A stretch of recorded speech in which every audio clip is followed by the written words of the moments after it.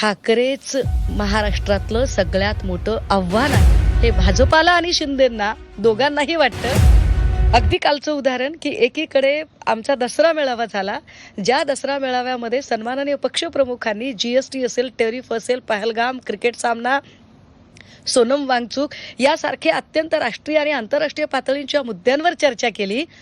अहो, आम्ही चर्चेत सुद्धा नाव घेतलं नाही. आम्ही एकनाथ शिंदेचं नाव सुद्धा उच्चारलं नाही. विचार करा, आम्ही शिंदेंना खिचगिंतीत सुद्धा धरलं नाही, आम्ही नाव सुद्धा घेतलं नाही. याचा अर्थ आम्ही महाराष्ट्राच्या सद्यस्थितीतल्या राजकीय पटलावर शिंदेंना कुठेही बघत नाही. पण शिंदेंच्या मोर्चात मात्र दुसरं काहीच नव्हतं.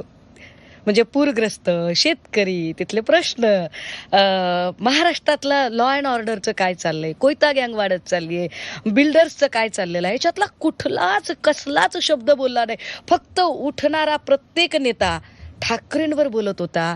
अख्खा त्यांचा जो इव्हेंट होता, तो दसरा मेळावा नाहीये, ती सांस्कृतिक वहिवाट नाहीये, तो इव्हेंट आहे.